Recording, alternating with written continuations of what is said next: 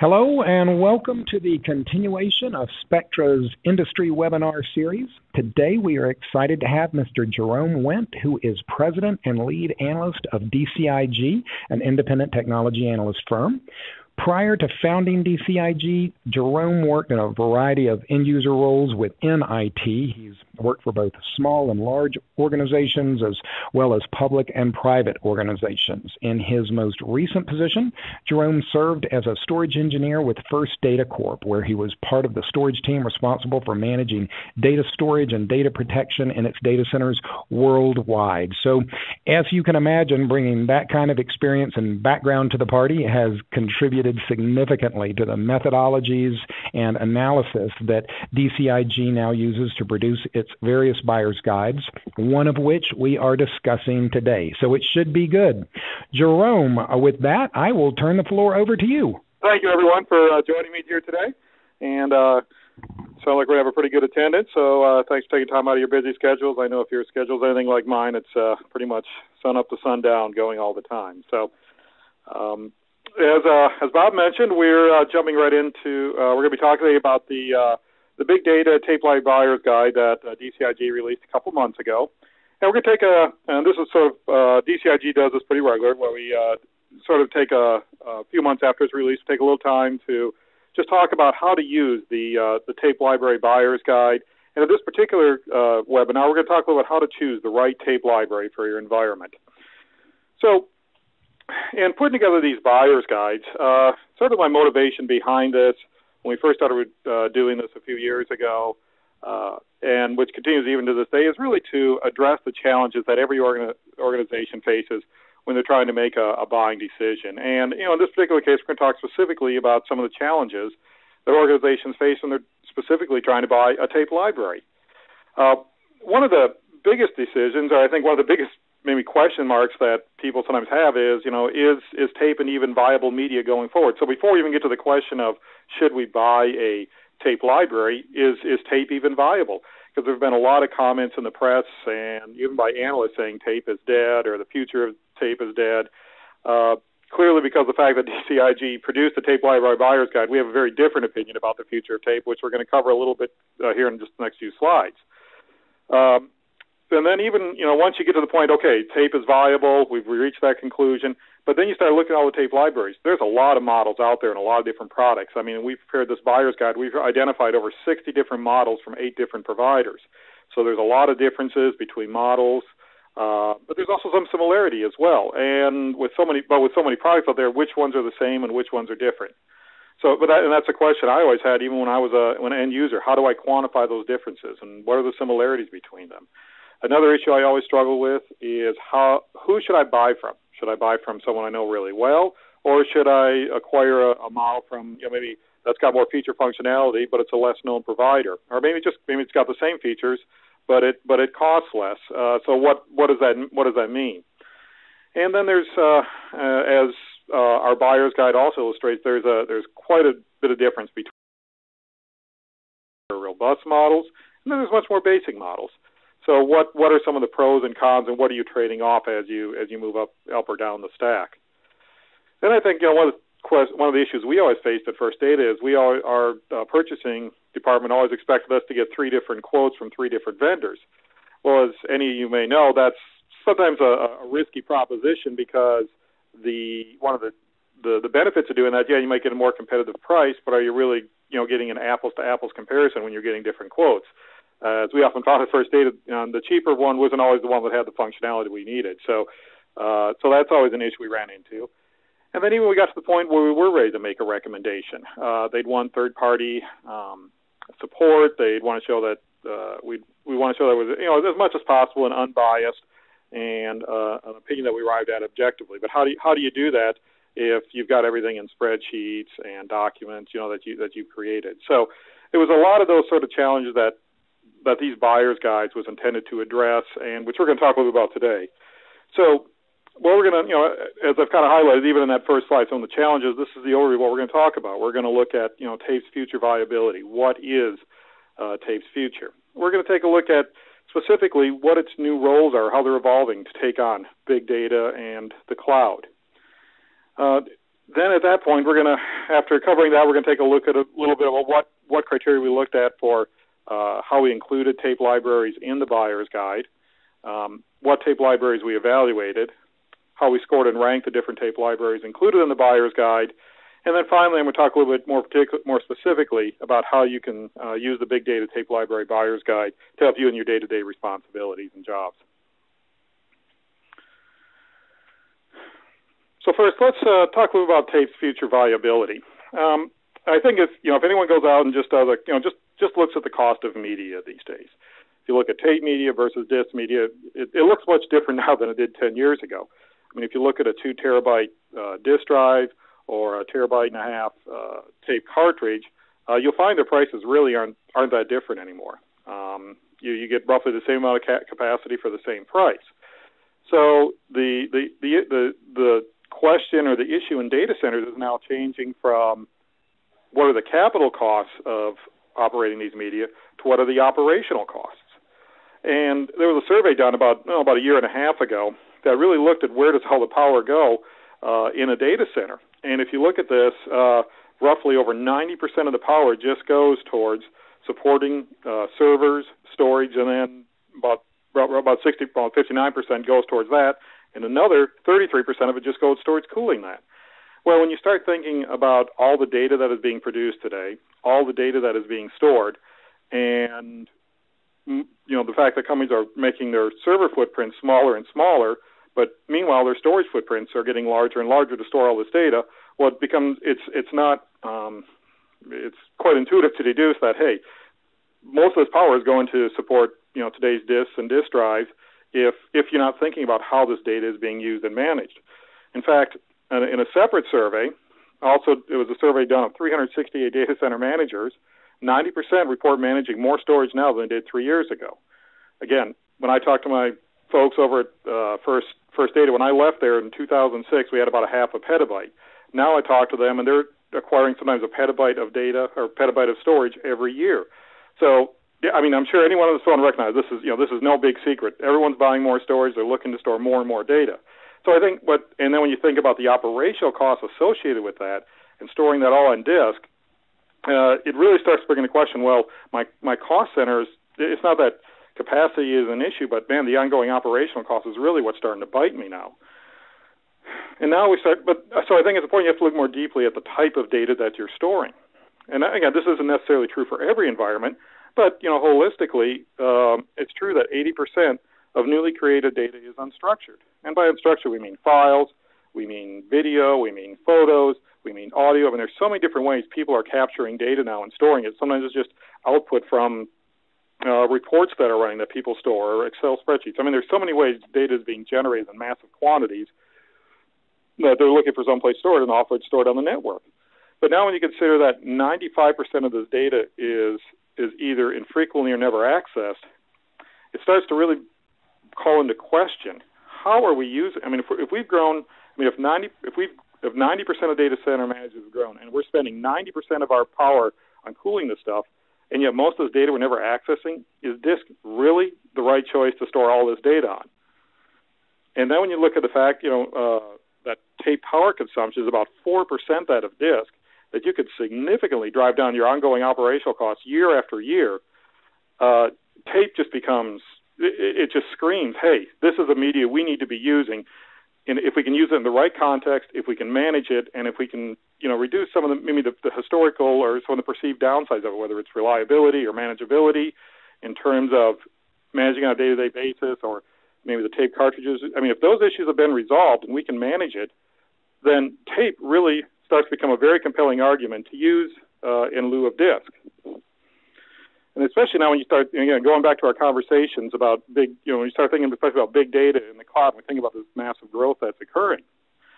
And that's, kind of really where I see tape really beginning to take on a new role right now, where it's not that it isn't used in backup anymore. I mean, it still clearly is, maybe in a secondary role or even tertiary role, but because of how big data is expanding, how many companies are storing data, that it becomes more and more important for companies to figure out ways to use tape in this new role to drive down these ongoing operational costs associated with big data and storing all this data.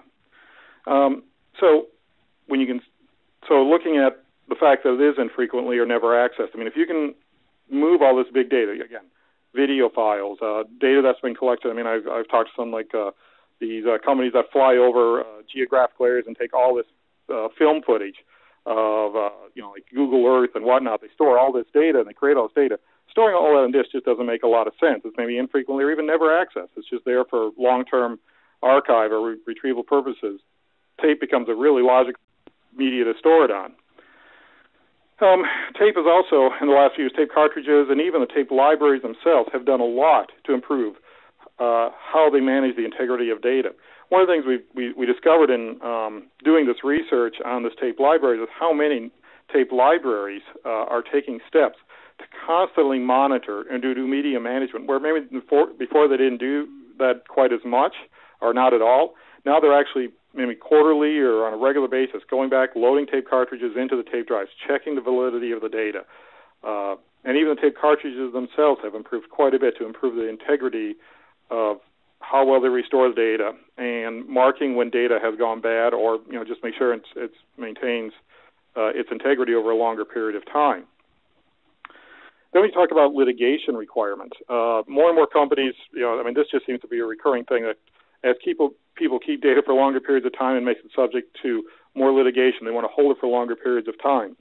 Not only does it become questionable or not very cost-effective to store it on disk, tape just really kind of stands out in this role to be a very cost-effective way to store it, and it also keeps it from potentially being corrupted, which has a greater likelihood occurring when it occurs on disk.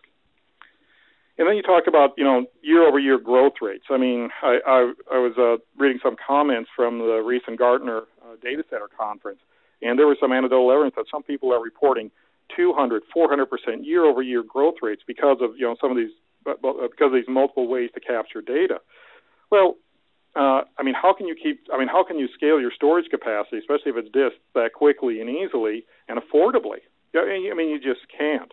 Whereas with tape, as anyone who's familiar with tape knows, if a tape library fills up and tape, you put the tape or the data that is not being accessed on certain tape cartridges, eject those, add in more tape cartridges, and you can quickly and affordably scale that tape library up at a very cost-effective rate without having to buy more floor space, more racks, more disk space. You could just put it in tape and make it and keep it all and store it that way.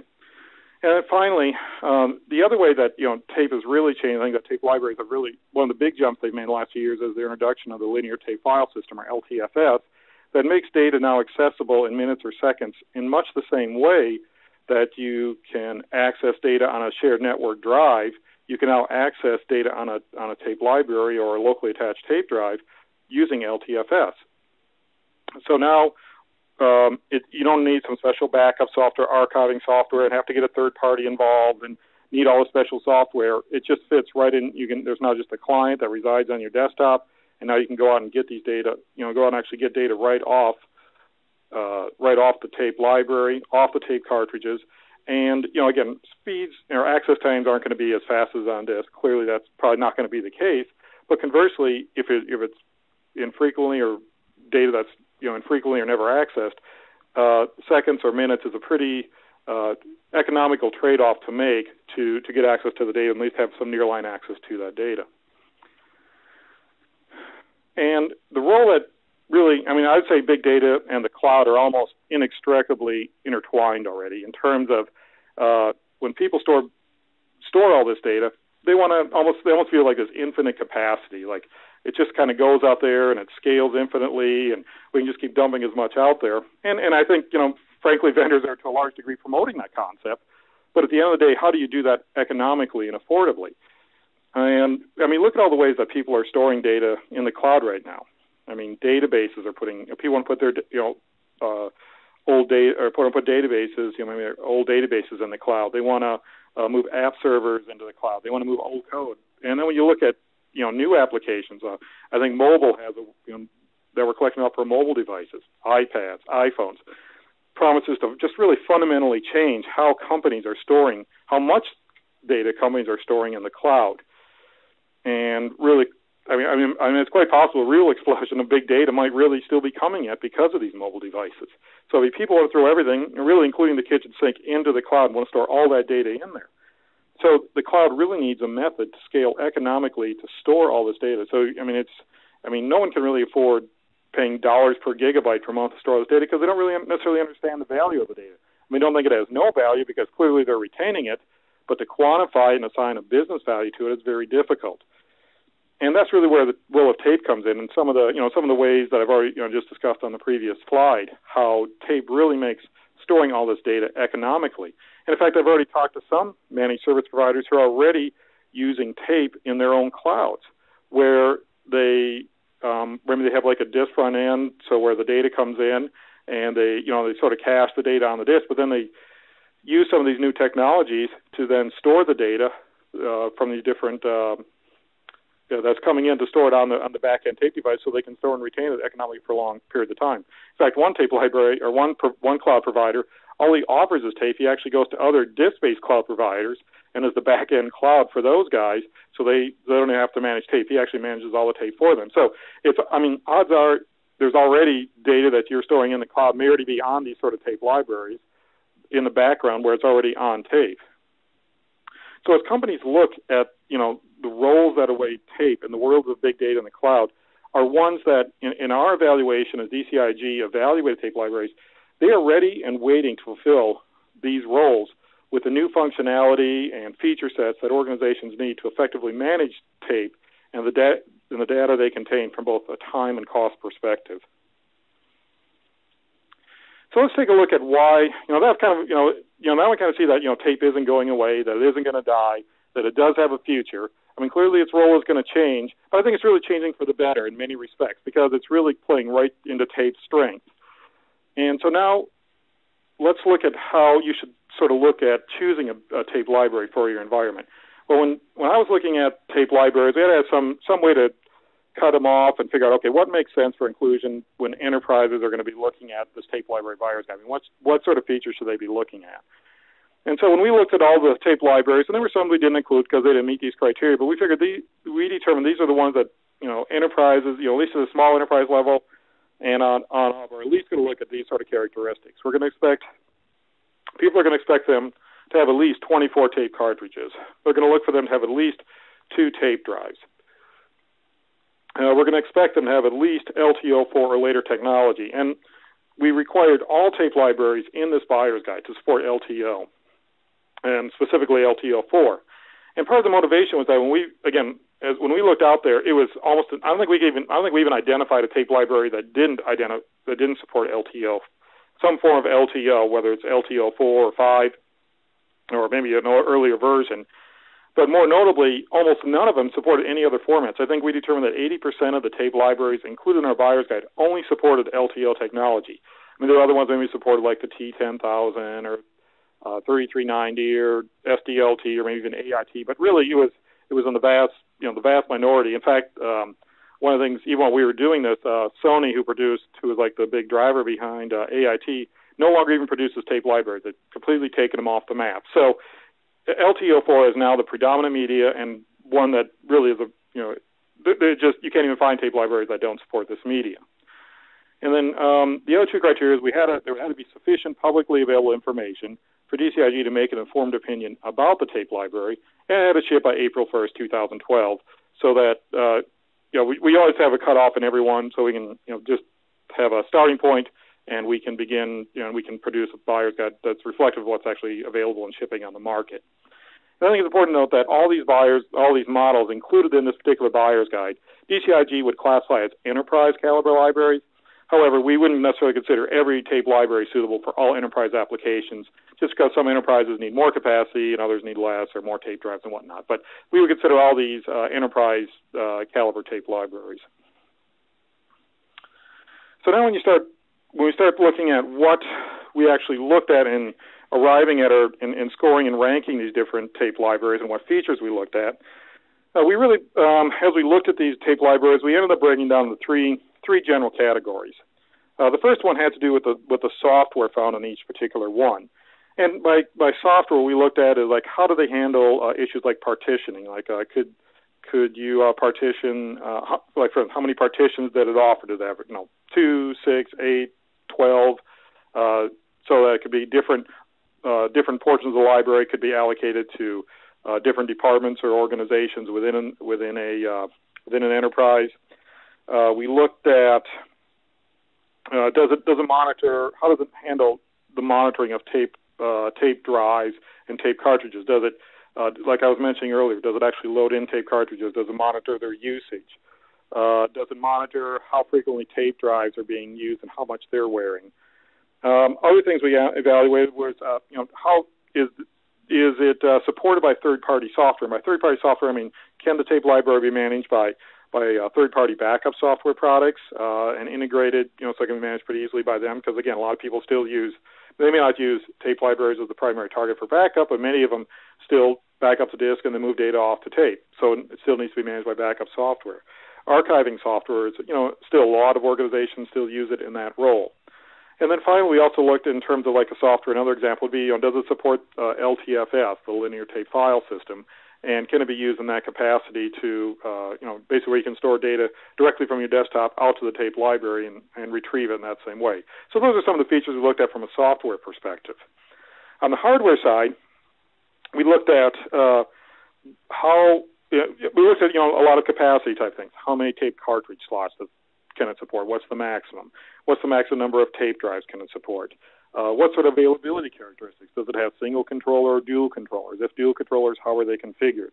Does it have, redundant robotics in it? So those are some of the differentiators we looked at from a hardware perspective, as well as like maybe what sort of storage networking protocols does it support? Fiber channel, Ethernet, SCSI. And then finally, we looked also at support. Does the vendor offer? I mean, and I would say here there's a lot of similarity, but not everyone offers SNMP, or they offer different variations of it. Do they offer email home support? Do they offer phone support? How do they do logging notification? And what's the warranty associated with the tape library? Sometimes the differences are slight, but there are differences in how every tape library vendor delivers their tape libraries and what sort of support they offer for them. So once we've kind of come up with once we understood all the different features, what we did is we went through all these different categories and then listed the features that we were going to score. And the way this is basically the established methodology that basically I took almost directly out of First Aid. Essentially, what we used to do at First Aid is someone like myself, maybe we were going to buy a new tape library. Well, I'd maybe be the one responsible for getting all the data sheets for all the different products, listing out all the features and whatnot. But then we'd actually get like the system admins and the other storage administrators in a room. We go through and look at all the features, and we'd assign a weighting to each feature, how important it was to our organization. What we do here at DCIG is we essentially do the same thing. We pull together some users. We take the analysts, many of whom, basically most of whom are used to be end users. We say, okay, how important are these features? I mean, is this important, not important? Do we miss anything? And then how would we weight each feature? And we take sort of a broader perspective when we look at this. I mean, which features would be applicable to the broadest base of end users, and how important would they be? And so that's essentially how we go through and score and weight the tape libraries. And all the tape libraries and each feature on them. So in this particular case, again, we listed the features that were to be scored, was established. We weighted each feature. At that point, then we also created a survey that we sent out to each tape library provider, because we've also found that sometimes information on their data sheets is out of date or sometimes even incorrect. So we give them the opportunity to at least respond to a survey. Then a survey is completed for each model. The responses are then tabulated and scored, so we basically take all their surveys, map it back to the individual feature, how they, if it's supported, and in some cases, how it's supported, like is it 1 gigabit Ethernet, 10 gigabit, fiber channel, is it, 2 gigabit, 4 gigabit, 8 gigabit fiber channel. So we go through and sort of establish how they support those different features and then score those appropriately. And then we actually go through and score and rank all the different models in the tape library. At that point, we basically just add up all the scores, come up with a final score for each tape library. We find the average score. In this particular case, there were 62 single robot tape libraries in the buyer's guide. So we find the average for all those, for all the different scores. We calculate the standard deviation, and then we rank and score all the different products, or we rank all the products at that particular point based upon how they scored. Now, one of the things we do to arrive at the different rankings, we basically look at the average and take the standard deviation from the mean. In this case, it was basically those that were within 5 points up or down of the median. We basically established a good ranking. Those that were about 5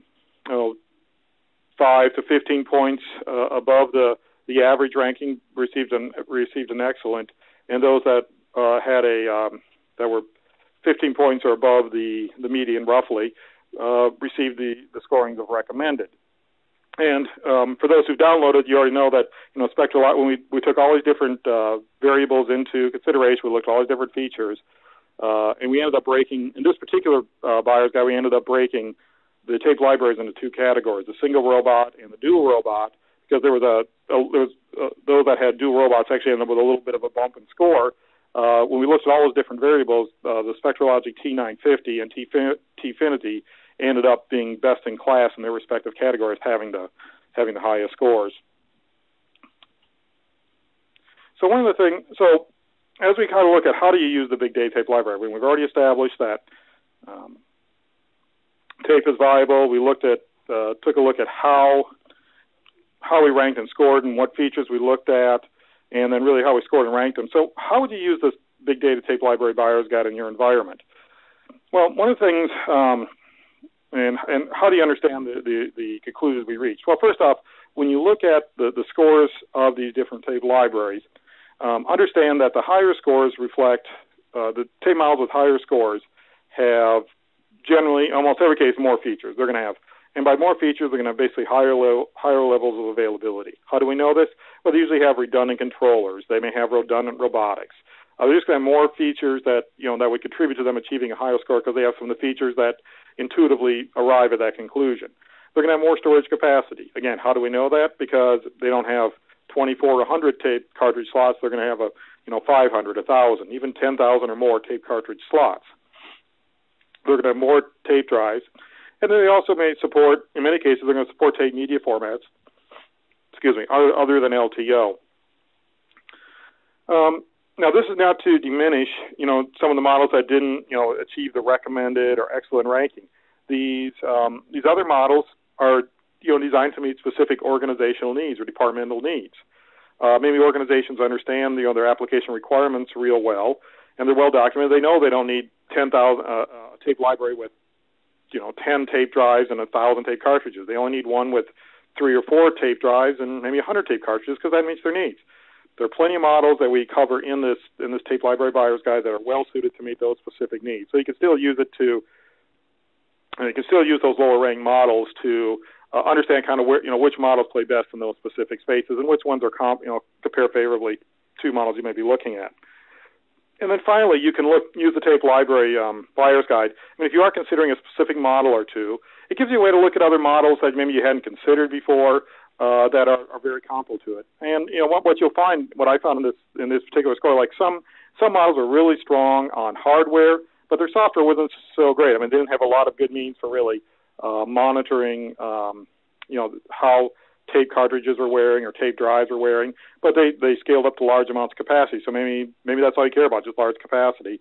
Conversely, maybe they have some really good software, but they don't scale as high, but you care a lot about data integrity and making sure that the viability of the data remains viable over a long period of time. So again, even though the scores, the overall scores may be the same, you also want to look at some of the category scores as well to see, do those align with your expectations. And then try to get quotes from those. Maybe if you're trying, again, like in my case, when I was at First Data, I needed to get competitive quotes.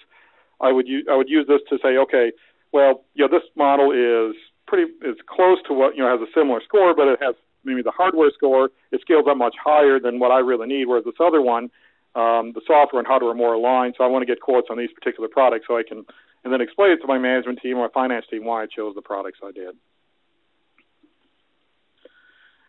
So just kind of wrap this up, just some sort of final thoughts. I mean, tape is a viable media going forward. I don't think there's any doubt about that. I think the role of it is going to continue to grow going forward. I mean, clearly it's at a period of transition right now, but tape has done, and the tape vendors have done some really nifty things in terms of changing how they position tape libraries in environments. It's really well suited for the world of big data and cloud. I mean, clearly transactional data that needs to be accessed in milliseconds. Tape isn't necessarily the right choice, but infrequently, archive data you need for retained for long-term purposes, with some of the two technologies that they've wrapped around it and made available both in tape libraries and some of the software they put in, really helps position to meet these new demands that big data and the cloud are putting on it. And it should really help organizations view tape in a much different light than they have in the past. So, Bob, I want to turn it back over to you. I just want to thank everyone for your time today. All right. Great presentation, Jerome. Thank you so much. We have had several questions written in, and please feel free to continue to write in questions if you have them.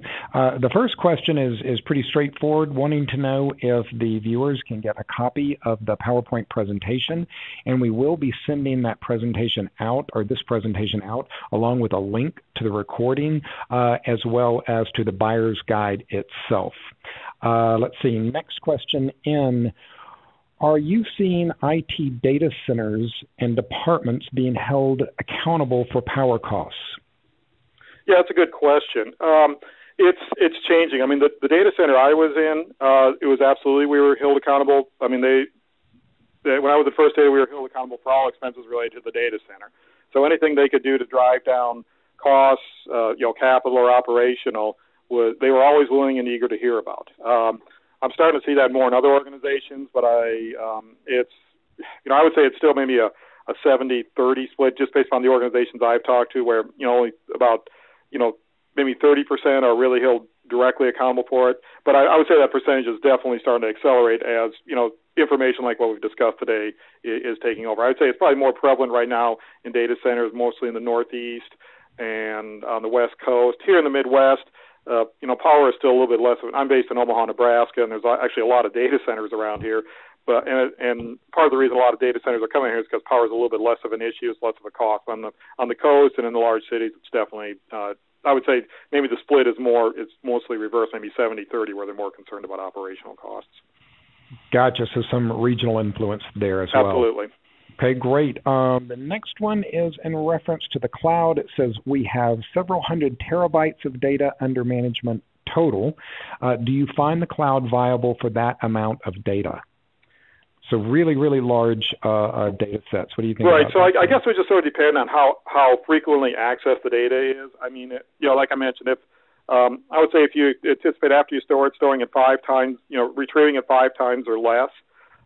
Yes, then I would say it's very viable. I still think you still need to spend a little time researching who you're going to store your data with, because some providers are definitely better set up to handle that. And I mean, again, when you want to look at providers, you want to look at what's their back-end infrastructure, how much availability do they have, what sort of how much does it cost to upload and download data from the cloud, because sometimes there's a cost to upload it and then there's a cost every time you retrieve it.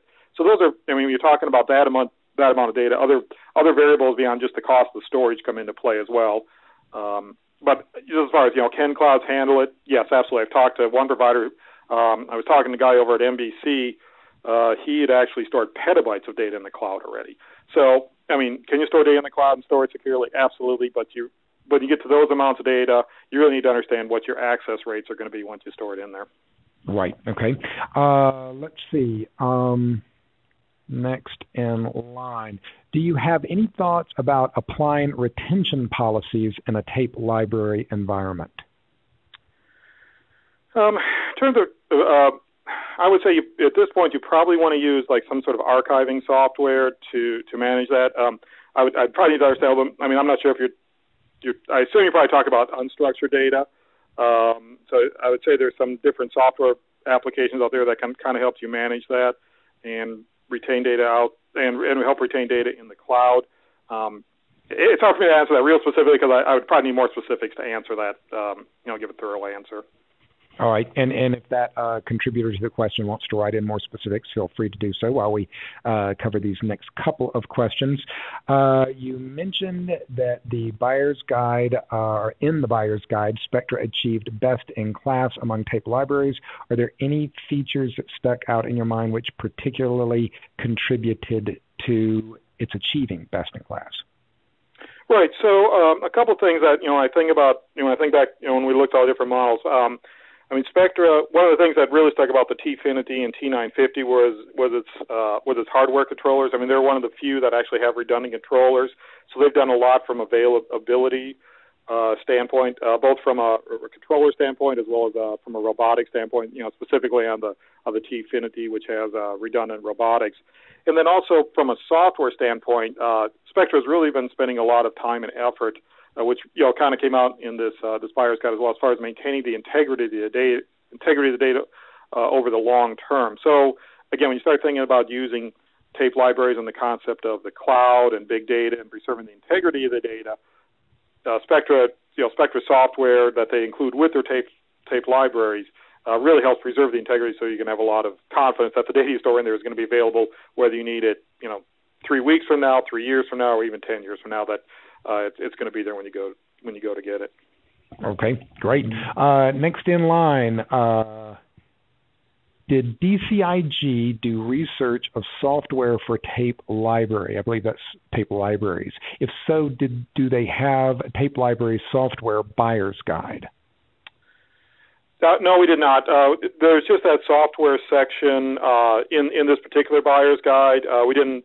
The evaluation we did of the software was just whatever the manufacturer, whoever was Spectra, IBM, HP, whatever models are included, was included with their tape library.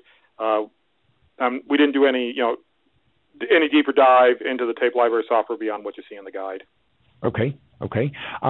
Next up, just a basic question out of curiosity: how does data on a tape that is offline, not in a library/device, get accessed by a user? How does the user know about data on offline tape? How is that data made available to the user? So I think they're asking more about, the backup software end of things. Yeah, well, I think, so there's, like in the case of backup software, you probably have to go to the backup software administrator and, request that specific file, and then he would just mount the tape and then restore it. And something like, maybe like some of the new applications, whether it's archiving software like this LTFS, when the request goes out to the tape library for that data, it would recognize that tape cartridge is not in the library and actually generate an alert to the tape library manager and say, hey, we don't have this cartridge in the library, insert it so we can service this request. So it really depends, what context. If it's backup software, the backup administrator would probably have to mount the tape, or send a request over the tape library manager. But in the other case, it's probably just the software itself that generates an alert and says, and asks to mount that particular cartridge with the data that is needed. Gotcha. And so that's independent of the individual tape libraries or hardware that we're talking about. That is correct. Gotcha. Yep. All right. Let's see. And it looks like the last up, unless another one pops in. What about dedupe? Vendors go on about that making disk more viable as a replacement for tape. What are your thoughts on that, Jerome? Right. So I would say if you it really sort of depends how frequently the data is going to be accessed. If you need a recovery or data to be accessed in milliseconds, seconds, you probably want to keep it on disk. Again, that goes back to the arguments of disk, and can certainly reduce data storage. You hear ratios anywhere from 5 to 1 to 50 to 1. Depending who you talk to and what type of data. So dedupe has its place. Clearly lots of people have purchased it. So I'm not not trying to diminish the value of deduplication and disk at all. However, there's lots of data, video, surveillance, audio that does not dedupe well, really can't be deduped. People make one copy of it, they want to store an archive, and they're making, they're storing tons of pictures. Again, these types of files do not dedupe well, and people, once they may access it over the first 30 days, and then, God knows how many, videos and audio files I've created over my lifetime that I still have sitting in my computer. But when you start getting to enterprises, storing this on tape just makes a lot of sense. And if you do need it, that's really, I think, where tape is best suited to handle those sort of new media, new types of unstructured data that organizations are increasingly having to deal with. Okay. It actually looks like we've got a couple of more questions coming in. Okay. How's the future about integration of tape health information directly into the backup archiving application? So I guess they're talking here, you can track the health of the tape. So what is your feel about, or your projection on getting that, that information about the tape itself directly into the backup archiving application? I've talked, again, that kind of varies by backup software vendor. I know more are talking about it. I think what's happened, I think that definitely work needs to be done in that area. I guess that's the short answer. I think over the last few years, a number of backup software vendors, they've been spending a lot of their time introducing deduplication into their product at the client level, and they've kind of taken the focus a little bit off of tape in terms of really managing it. However, if as users, once now that a lot of them have kind of gotten over that initial hurdle of getting deduplication into their product at the client and media server level, I see more of them beginning to, as tape, again, maybe starts to play a bigger role and being used more for long-term retention and archival. There's no reason they can't go out and just grab that data out of the tape library and do it. But how many have actually done it? Right now, I don't think very many have done it, or they've only done it, at maybe a superficial level. But if there's demand on, people like yourself, I'm sure they'll step up to the plate and add that sort of functionality in. Yeah, gotcha. Because, I know now SpectraLogic tracks that information and we report that information, but we report it back to the user and not necessarily, so it's kind of independent of that backup application or archiving application. So It would be interesting to bring those two together. Yep. Okay, last question so far, again, unless we get another one written in, and it's kind of a long one. Okay. This is more about backup software. Again, it says retention policies related to clinical medical types of issues. In the state of California, all medical-related information falls under Title 22 jurisdiction. When using tape, data might have different retention policies related to a birth date, for example. The next block of data might have a retention date, I think they mean, related to mammography, for instance. One might have a destruction date of 10 years, while the other might have a destruction date of 18 years. Any thoughts about software that can do this type of management? So I think they're asking, do you know of software that can specifically look based on retention rate and keep that information on a particular set of tapes versus other information on another set of tapes, so that you don't have that conflict all on one tape? Does that follow? Yeah, it does. Actually, it's funny you should ask that, because I just had this conversation a couple days ago with someone about how backup software is actually you can. Some have sort of had the specific conversation I was having with someone who was very familiar with Viability Storage Manager, and they can actually set they treat each file as an object, and then they can set, to your point, they can set a retention period on one particular file for 10 years and to another one for 18 years. And then, basically once it reaches that expiration point, you can go out there and just destroy or erase that data on the individual media, whether, again, it's disk, tape, whatever. And I don't know if in this case, I'm not sure if they actually erase it or if they just erase the pointers to it. That's probably a separate, that's more detail than I have. But I know that functionality is out there, but how it's implemented and then how they actually execute upon those policies is going to vary. I know off the top of my head, I know Viability Storage Manager has that sort of functionality. I believe Commvault, and I think maybe Semantic with its Enterprise Vault. Some of the integration that's gone between Net Backup and Enterprise Vault has some of that functionality as well.